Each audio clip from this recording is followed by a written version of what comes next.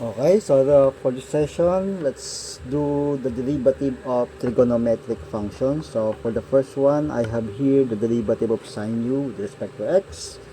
So if you memorize the formula, this should be cosine u times the derivative of u with respect to x. Okay, so madali lang siyang gamitin, very procedural lang siya. Pag partner-partnerin nyo lang. For example, the derivative of sine x with respect to x. So obviously, kitang-kita nyo naman. So the sine. Now ang u here is our x. So sulat natin siya dito. U is equal to x. Now, sa pating kanan, so the derivative of sine u, sabi dyan is cosine. Okay? U. Now, meron tayong u, which is our x. Now, the next step is to find the derivative of u. So, kailangan natin siya. So, the derivative of u with respect to x is equal to 1. So, therefore, i-apply lang natin yung formula sa the derivative of sin x. So, cosine u, ito susundan ko lang to. Take note of the parentheses, times the derivative of u, which is 1. Now, obviously, cosine x times 1 will give you 1 times cosine x, or simply cosine x. So, ito na siya kasimple. Letter B, the derivative of sine 5x squared.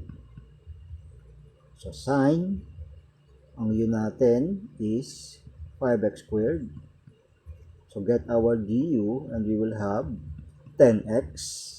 Then, apply the formula. Cosine u times the derivative of u. Wala na siya. So, rearrange lang natin because we can express this as 10x times cosine 5x squared. So, pwede siyang nakaganyan lang or pwede siyang nakaganyan. Okay? Now, letter C. Another example. The derivative of sine 2x cubed plus 3x minus 1. So, our u here will be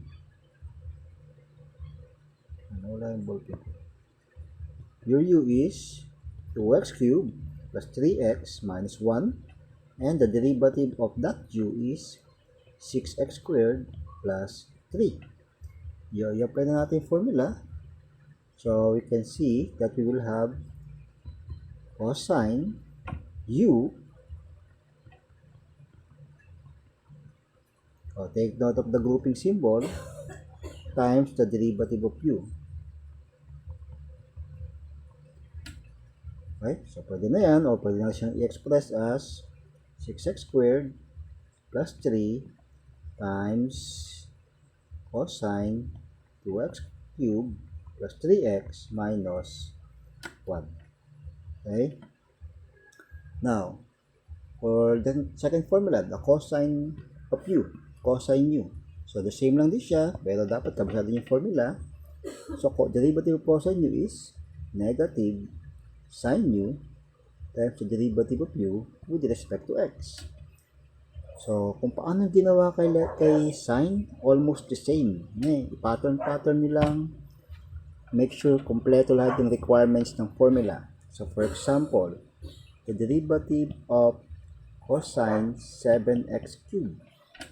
So, obviously, this time, cosine yung gagamitin natin formula. Kasi this is cosine, and let us take note that our u is 7x cubed. So, this is your u. Okay. Now, our formula requires negative sine u. Okay, we already have our u, 7x cubed. Now, the only thing na kailangan pa natin is the derivative of u. And that derivative of u with respect to x is 21x squared. Okay? And finally, we can now apply the formula. The derivative of cosine 7x cubed is negative sine u. Take note of the parentheses. times the derivative of u. Simplify natin to. Medyo monomial lang naman to, mga kapatid. So, kaya natin siyang i-multiply with the negative 1 here. So, negative 1 times 21x squared is negative 21x squared sine 7x cubed. Okay, so ni-arrange lang natin siya para mas magandang tingnan. Another, the derivative of cosine 5x squared plus 2x minus 1. So, obviously, ang u mo is 5x squared plus 2x minus 1. Ano kayang derivative? Yes, that is 10x plus 2. Now, apply the formula. Negative sine u times, so take note of the parentheses, times the derivative of u, 10x plus 2. Okay? Then we can have this as, ayan, actually pwede din because this, kung siguro kung binomial na itong nandito, hayaan na natin siyang ganyan, basta mayroon siyang grouping symbols. Okay? So, hayaan na natin to, pwede na itong ganito. But kung gusto nyo pang extend, pwede siya maging negative 10x plus 2 times sine 5x squared plus 2x minus 1. Okay? Pero kung naabot nyo na to at this is binomial naman na, hindi katulad ng number 1 na monomial lang naman to, okay, hayaan na natin siya ganito. Letter C, the formula for the tangent q is the derivative of tangent q with respect to is secant squared u times the derivative of u with respect to x. So, halimbawa, derivative of tangent 4x to the fifth. Yan, kitang-kita, we need this formula because tangent. Okay? So, ang u natin is 4x to the fifth. And based our formula, we need secant squared u. Oops, meron tayong u. But we still need the derivative of u. And that derivative of u is 20x raised to 4. So, i-apply natin formula. Secant squared u times the derivative of u. Ayan, katulad ng usapan natin kanina, if this is just a monomial, madali na natin siya sa harapan. Okay? We will have 20x to the fourth secant squared 4x raised to 5. Yan, pwede na siya walang grouping symbol pag nakaganyan siya. Kasi pag dito mga kapatid, tinanggal nyo yung grouping symbol, naging ganito siya, secant squared 4x raised to 5. Tapos tinanggal nyo yung grouping symbol, nakaganto lang siya. Mga akalain yan, we are multiplying these two numbers. Okay, so that's why this grouping symbol is very, very important. But dito, in this case, no need for that grouping symbol. Pwede na siyang wala because wala namang confusion na mangyayari. Okay, again, take note of the parentheses. Another example, the derivative of tangent x cubed plus 2x. So, our u is x cubed plus 2x and the derivative of u is 3x squared plus 2. Now, formula is secant squared u. Take note of the grouping symbol times the derivative of u. Tulad sabi ko sa inyo kanina, kung narating nyo na to at this binomial, sige, pwede nyo na siyang ganyan. Tanggapin na natin yan. But if you want to extend it further, pwede naman siya maging ganito. 3x squared plus 2 times secant squared x cubed plus 2x. Okay? But again, take note of this parenthesis. Next na agad natin, the derivative of cotangent u is negative cosecant squared u times the derivative of u with respect to x. Yan, kayang-kaya nyo nang i-apply ito, mga kabatid. So, the derivative of, for example, cotangent 8x squared. Cotangent. Yan. So, cotangent u is 8x squared. And the derivative of our u with respect to x is 16x. Ngayon, yun natin siya. I-apply natin formula. Negative cosecant squared u parenthesis times the derivative of u 16x. Oops, monomial. Based on our instruction kanina, i-multiply natin siya with our negative 1 here. So, negative 1 times 16x is negative 16x cosecant squared 8x squared. And that's your answer. Okay?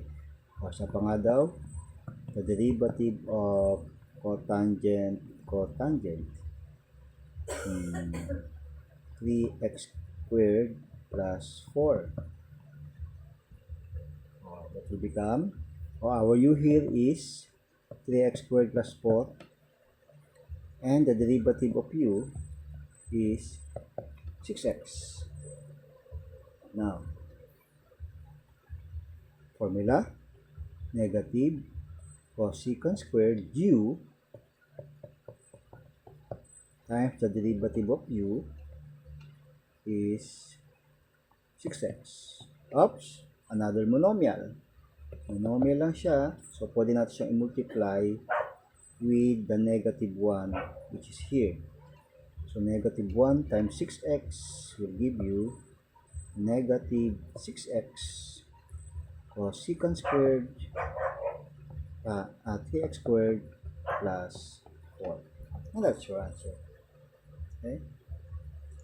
Now, the derivative of secant u. So the formula for this one is secant u times tangent u times the derivative of u with respect to x. So, medyo mahaba yung formula niya compared sa dalawa. Kasi apat na nauna. For example, the derivative of secant 8x. So, secant u is 8x. And based on our formula, we will be needing secant u. Ayan, meron tayong u. Tangent u, oops, naulit siya. Then, the derivative of u. Need natin ang derivative of u. And that is, that is 8. And apply the formula. Secant u times tangent u. Okay, naulit siya. Parenthesis times the derivative of u is 8. Oops, monomial lang siya. So, dali na natin siya. Multiply natin doon sa 1. And we will have 8 secant 8x tangent 8x. Ayan, simple as that. Another example. The derivative of secant 5x cubed plus 2x. So, ang u natin dyan is 5x cubed plus 2x. The derivative is 15x squared plus, so plus ano? Yes, plus 2. Then, you will have, apply the formula. Secant u times tangent u times du. Medyo mahaba yung ano natin dito. O yan, kung narating nyo na yan, pwede na natin ano yan. But kung gusto nyo pang extend yan, o simplify pa, this will become 15x squared plus 2. O, take out the parenthesis, times secant 5x cubed plus 2x tangent 5x cubed plus 2x. Okay, and that's your final answer. Now, last, the derivative of cosecant u is negative cosecant u cotangent u times the derivative of u with respect to x. So, for example, the derivative of cosecant 5x raised to 4. So, our u is 5x raised to 4 and the derivative of u is 20x raised to 3. O, i-apply natin yung formula.